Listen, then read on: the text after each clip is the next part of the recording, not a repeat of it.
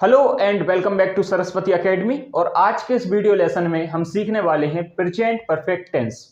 तो हमें सबसे पहले एक बात समझनी होगी कि जितने भी परफेक्ट टेंस हम बनाएंगे, चाहे वो प्रेजेंट के हों, पास्ट के हों या फ्यूचर के हों, उनमें हमेशा हम वर्ब की थर्ड फॉर्म का ही यूज करेंगे। इसके अलावा हम कोई भी वर्ब फॉर्म का इस्तेमाल नहीं करेंगे, ना तो हम फर्स्ट का करेंगे, ना ही सेकंड का, ना ही आईएनजी का। ठीक है, जितने भी परफेक्ट टेंस है उनमें हमेशा वर्ब की थर्ड फॉर्म आती है। नंबर 1। नंबर 2 कि आपने अक्सर किताबों में देखा होगा या किसी टीचर ने आपको बताया होगा कि इसकी पहचान होती है चुका है, चुकी है, चुके हैं, चुका हूं। लेकिन इतना नहीं है। लिया है, दिया है, किया है, ली है, दी है, आ है, या है, ये सारे शब्द भी प्रेजेंट परफेक्ट टेंस की पहचान होती है। ठीक है। और नंबर 3 कि इसकी जो हेल्पिंग वर्ब है वो दो हैं, एक तो हैव और एक हैज। हैव का यूज हम करते हैं आई, वी, यू, दे, सभी प्लूरल सब्जेक्ट के साथ। और हैज का यूज करते हैं हम ही, शी, इट या कोई भी सिंगुलर सब्जेक्ट के साथ। तो चलिए इसके फॉर्मेशन को समझते हैं। पहले ना हम अफर्मेटिव सेंटेंस बना के देखते हैं क्या होता है। तो यहाँ पे फॉर्मेशन में लिखा है कि सब्जेक्ट, उसके बाद हैज या हैव में से कोई एक हेल्पिंग वर्ब, उसके बाद वर्ब की थर्ड फॉर्म और ऑब्जेक्ट। तो यहाँ पे लिखा है देव जा चुका है। अब देव क्या है? देव है सिंगुलर, तो हमें पता है कि देव के साथ क्या आएगा? हैज। और हमने पहचान में देखा कि भाई चुका है तो प्रेजेंट परफेक्ट टेंस होगा।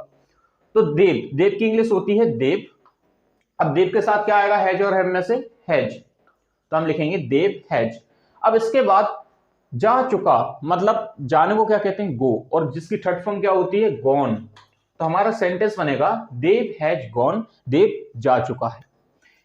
मैं जा चुका हूं। अब मैं की इंग्लिश होती है आई, और आई के साथ लगाते हैं हम हैव। ठीक है, तो आई हैव, आई हैव। जाने को कहते हैं गो, जिसकी थर्ड फॉर्म होती है गॉन, तो हम यहां पे लिखेंगे आई हैव गॉन। ओके। अब देखो, हम क्रिकेट खेल चुके हैं। हम की इंग्लिश क्या होती है? हम की इंग्लिश होती है वी। अब वी के साथ क्या लगाना? वी के साथ लगाना है हैव, तो वी हैव।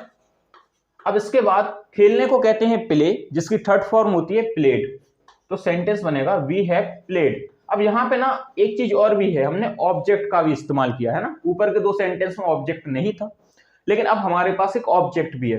तो हम क्रिकेट खेल चुके हैं, वी हैव प्लेड क्रिकेट। अब आप देखिए, उसने खाना खा लिया है। यहां पे चुका है, चुकी है, चुकी है नहीं आया, क्या आया? लिया है। और हमने आपको बताया कि लिया है भी किसकी पहचान है? परफेक्ट टेंस की। तो उसने खाना खा लिया, उसने की इंग्लिश क्या होगी? ही। अब ही के साथ क्या लगेगा? Has, he has. अब देखिए आप, खाना खाने को कहते हैं ईट, लेकिन ईट की थर्ड फॉर्म क्या होती है? Eaten.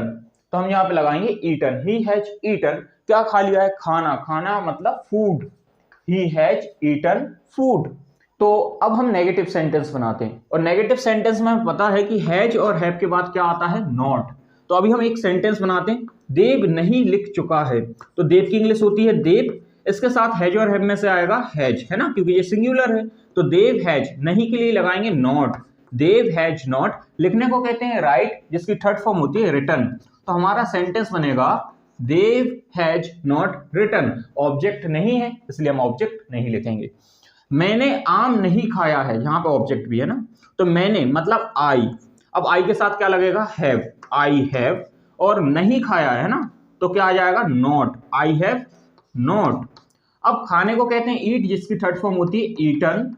I have not eaten, क्या नहीं खाया?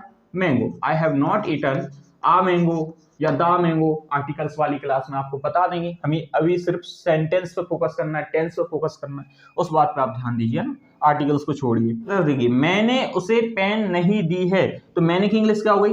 आई। आई के साथ आएगा हैव, आई हैव। अब नहीं दी है तो नॉट, और देने को कहते हैं गिफ्ट, जिसकी थर्ड फॉर्म होती है गिवन।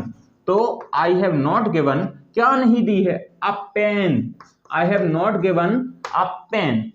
उसने किताब नहीं ली है, क्या आ गया? ली है। कौन सा टेंस है ये? Present perfect tense. तो अब हम देखते हैं, उसने की इंग्लिश क्या हो गई? ही। अब ही के साथ क्या आएगा? हैज आएगा।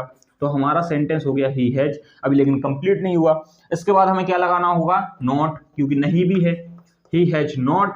अब इसके बाद क्या लगाएंगे आप? लेने को कहते हैं टेक, जिसकी थर्ड फॉर्म होती है टेकन। तो हम यहां पे लिख देंगे taken, he has not taken, क्या नहीं ली है, a book, he has not taken a book.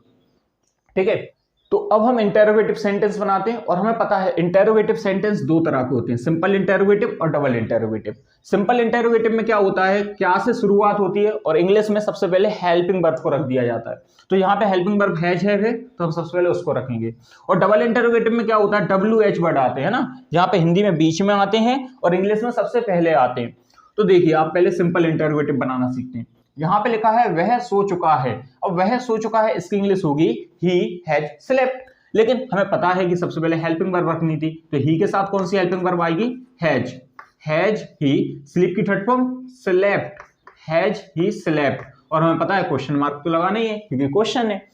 ऐसे ही आप देखो, क्या देव बाजार गया है, ओ यहाँ पे तो चुका है चुकी है कुछ भी नहीं आया, क्या आ गया, या है। तो क्या देव बाजार गया है, तो देखिए सबसे पहले क्या आ रहा है, इसलिए हमें पता है कि सब्जेक्ट के अकॉर्डिंग हम हेल्पिंग वर्ब लगाएंगे। तो देव के साथ क्या लगता है, हैज, तो हमने सबसे पहले हैज लिख लिया। अब हैज के बाद क्या लगाएंगे, देव, हैज देव।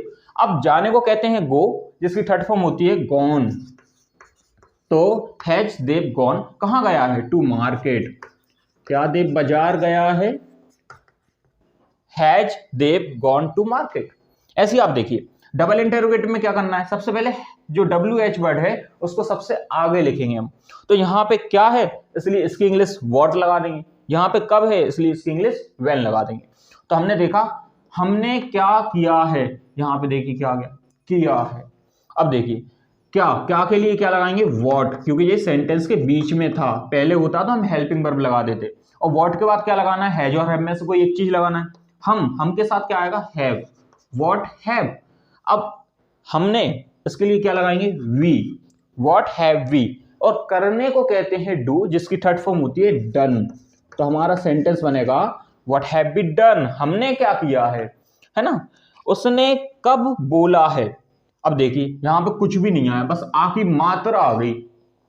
उसने कब बोला है, उसने की इंग्लिश क्या हो गई, ही, लेकिन हमें सबसे पहले क्या लगाना है, कब, कब को क्या बोलते हैं, व्हेन।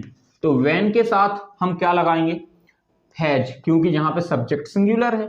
व्हेन हैज, उसने की इंग्लिश होगी ही, व्हेन हैज ही। अब बोलने को कहते हैं स्पीक और उसकी थर्ड फॉर्म होती है स्पोकन। तो हमारा सेंटेंस बनेगा व्हेन हैज ही स्पोकन, उसने कब बोला है। देखिए ये कॉन्सेप्ट बहुत आसान है, बस आपको तीन चीजें याद रखनी है। नंबर 1 कि जितने भी परफेक्ट टेंस हैं उनमें वर्ब की थर्ड फॉर्म आएगी। इसकी पहचान में इतने सारे शब्द हैं, इनको एक बार अच्छे से देख लेना।